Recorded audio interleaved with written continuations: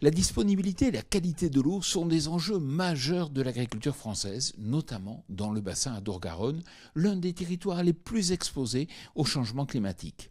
L'agroécologie est l'une des voies possibles pour répondre à ce double défi.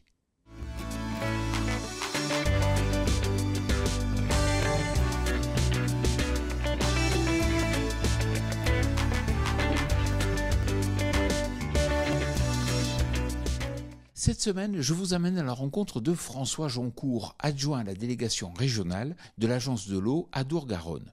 Bonjour François, en quoi votre agence de l'eau peut participer à la transition agroécologique ? Alors l'agence, elle participe à l'accompagnement parce qu'elle finance un certain nombre d'expérimentations ou de développement ou à l'appui des filières qui essaient de se développer en consommant moins d'intrants. On participe également au travers d'expérimentations. Et puis un point sur lequel on est assez à la pointe, c'est qu'on souhaite rendre visible un certain nombre d'initiatives qui peuvent exister. Et donc c'est au travers notamment de réseaux de fermes qui mettent en place des pratiques. Pourquoi qualité de l'eau et transition agroécologique sont liées ? Alors c'est très lié parce que quand on veut améliorer la qualité de l'eau, que ce soit d'un point de vue qualitatif ou quantitatif, assez vite on va mobiliser des évolutions de pratiques qui vont dans le sens de l'agroécologie. Ou disons que quand on travaille sur l'agroécologie, automatiquement on va améliorer des choses au niveau de la qualité ou de la quantité d'eau. On peut parler, l'agroécologie, c'est la couverture des sols, c'est allonger les rotations. Donc couverture des sols, ça veut dire on va permettre d'avoir moins de lessivage de l'azote, on va permettre de réduire l'érosion, donc c'est autant d'apport en moins dans les rivières. Et l'assolement, en fait, en augmentant la durée de l'assolement, on va jouer sur la flore et on obtiendra notamment une flore on aura moins de flore résistante aux différents herbicides.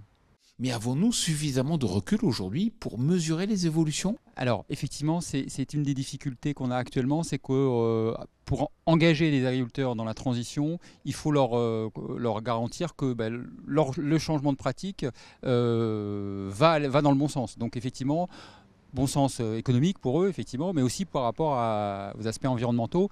Et donc, au niveau de l'agence, on a programmé des programmes. On travaille avec des organismes de recherche et de développement, type INRAE, type Arvalis, les chambres d'agriculture, les coopératives, pour objectiver tous ces éléments-là. Et donc, ça passe notamment au travers de programmes de recherche appliqués qui se basent sur des pratiques réelles des agriculteurs sur des durées de 4-5 ans pour pouvoir avoir un peu de recul et pour pouvoir dire oui, ce qu'on vous propose, c'est effectivement une bonne réponse aux questions qu'on se pose. Merci François. Quant à moi, je vous retrouve la semaine prochaine sur TV Agri pour un nouveau regard porté sur l'agroécologie. Bonne semaine à toutes et à tous.